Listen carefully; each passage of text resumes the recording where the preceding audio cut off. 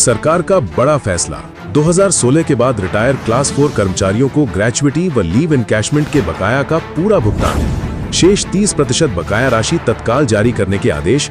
लंबित देनदारी खत्म करने की पहल। इंटरिम रिलीफ और डीए की किस्तों को पेंशन एरियर में एडजस्ट किया जाएगा।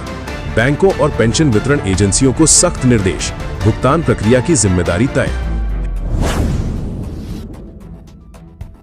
हिमाचल प्रदेश सरकार ने पेंशन भोगियों खासकर क्लास 4 कर्मचारियों के लिए एक महत्वपूर्ण निर्णय लिया है। वित्त विभाग पेंशन के द्वारा 25 अप्रैल 2026 को जारी ऑफिस मेमोरेंडम के अनुसार वर्ष 2016 के बाद सेवानिवृत्त या सेवा के दौरान निधन हुए कर्मचारियों को ग्रेच्युटी और लीव एनकैशमेंट के बकाया भुगतान को लेकर बड़ी राहत दी गई है। सरकार ने स्पष्ट किया है कि अब तक लंबित शेष 30% बकाया राशि को तुरंत जारी किया जाएगा। ये फैसला उन कर्मचारियों पर लागू होगा जो 1 जनवरी 2016 से 31 जनवरी 2022 के बीच रिटायर हुए या जिनका निधन हुआ।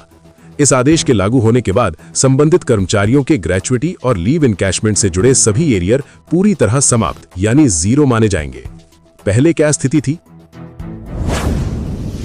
स्थिति थी? गौरतलब है कि राज्य सरकार पहले भी इस संबंध में 2022 और जनवरी 2026 में आंशिक भुगतान के आदेश जारी कर चुकी थी, लेकिन उस समय केवल कुछ प्रतिशत भुगतान किया गया था और 30% राशि अभी भी लंबित थी। अब सरकार ने अंतिम चरण में इस शेष राशि को भी जारी कर दिया है, जिससे हजारों कर्मचारियों और उनके परिवारों को राहत मिलेगी।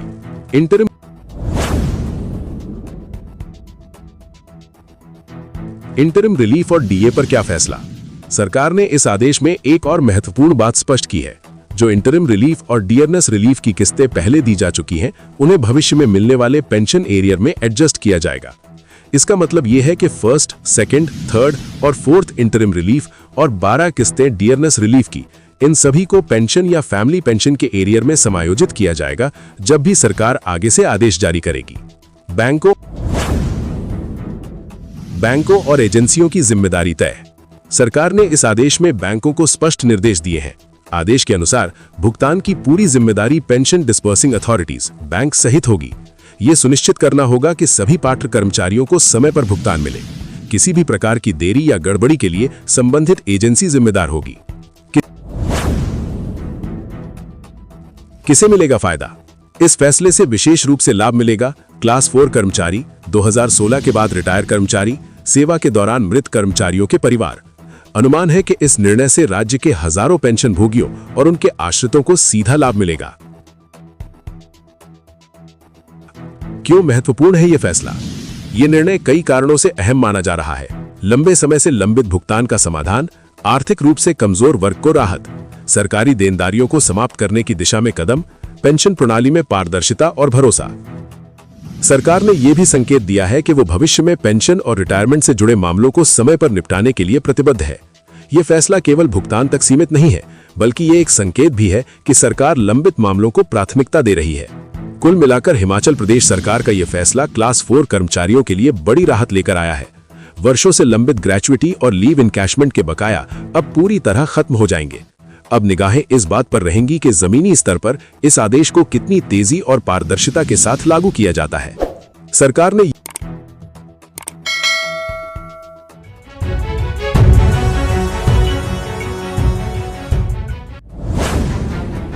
हिमाचल सरकार को हाई कोर्ट का बड़ा झटका।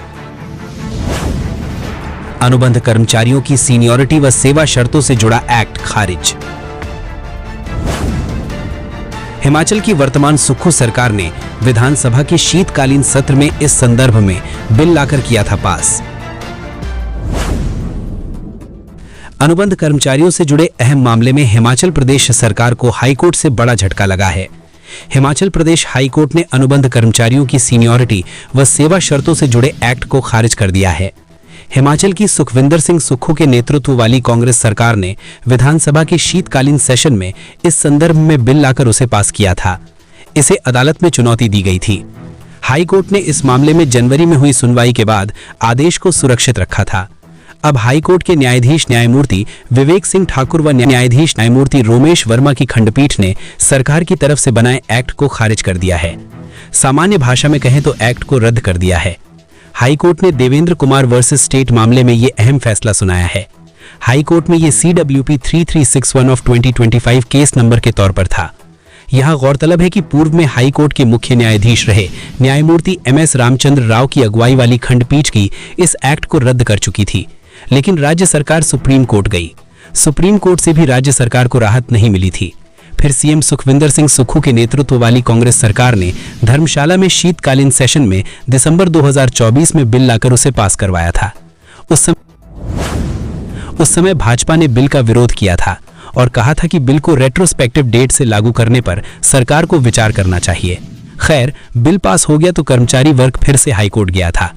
अब हाईकोर्ट ने बड़ा फैसला देते हुए एक्ट को रद्द कर दिया है। साथ ही सरकार को आदेश दिया है कि वो कर्मचारियों को नियुक्ति की तारीख से सीनियरिटी व अन्य लाभ प्रदान करे। उल्लेखनीय है कि सरकार की तरफ से पारित बिल में बैक डेट से अनुबंध अवधि के लाभ से वंचित किया गया था। चूंकि राज्य में अनुबंध अवधि का कार्यकाल पूरा होने के बाद नियमित होने वाले कर्मचारियों की अनुबंध अवधि अलग अलग थी, इस कारण बड़ा कंफ्यूजन था। कोई कर्मचारी 8 साल बाद तो कोई 5 साल और फिर 2 साल बाद नियमित हो रहे थे। कारण यह था कि हर सरकार ने अपने कार्यकाल में नियमित होने के लिए अनुबंध अवधि का समय घटाया था।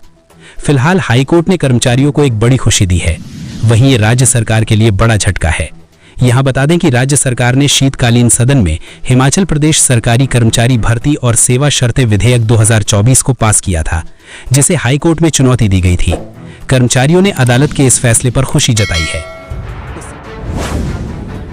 कर्मचारियों के लंबित वित्तीय मुद्दों पर एकजुट होने का आह्वान, कर्मचारी नेता ने दी चेतावनी। ओपीएस वर्सेस एनपीएस, वेतन में बढ़ती खाई से कर्मचारी परेशान। संयुक्त रणनीति की मांग तेज, लंबित एरियर और भत्तों पर घमासान तय।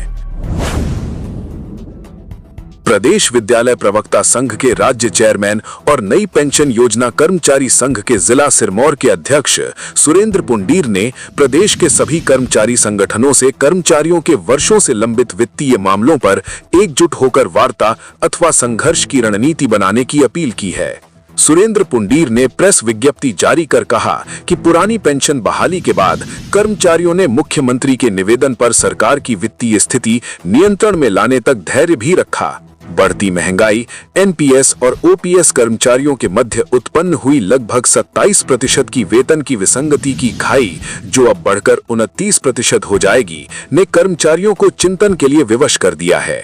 उन्होंने कहा कि एनपीएस कर्मचारियों को 14% एनएसडीएल में शेयर के रूप में और केंद्र के बराबर अतिरिक्त महंगाई भत्ता दिया जा रहा है, जबकि प्रदेश के पुरानी पेंशन योजना के अंतर्गत आने वाले कर्मचारियों के वेतन से यद्यपि सरकार को 14% शेयर न देकर सीधी बचत हो रही है, वहीं उन्हें 15% महंगाई भत्ता भी कम दिया जा रहा है। इसके परिणाम स्वरूप प्रत्येक कर्मचारी को 5,000 रुपए से लेकर 20,000 रुपए प्रति माह तक का कम वेतन मिल रहा है। इसके कारण पुरानी पेंशन बहाली के लिए संघर्ष करने वाले संगठन पर कर्मचारियों और पेंशन भोगी कर्मचारियों का दबाव बढ़ता जा रहा है। प्रदेश में 1 जनवरी 2026 से 8वें वेतन आयोग के लागू होने की आशा थी, जबकि अभी तक 7वें वेतन आयोग के संशोधित वेतनमान का एरियर लंबित है। यही नहीं, वेतन के साथ मिलने वाले भत्ते 2006 से ही नहीं बढ़े हैं। वेतन के साथ मिलने वाले भत्ते 2006 से ही नहीं बढ़े हैं। पुंडीर ने कर्मचारी संगठनों के प्रतिनिधियों से आग्रह किया कि वे दलगत विचारधारा और निजी स्वार्थों को तिलांजलि देकर अपने उत्तरदायित्व का निर्भीकता और निष्पक्षता से निर्वहन करने के लिए आगे आएं, अन्यथा हिमाचल प्रदेश में स्थापित कर्मचारी संगठनों का प्रभाव और वजूद ही समाप्त हो जाएगा।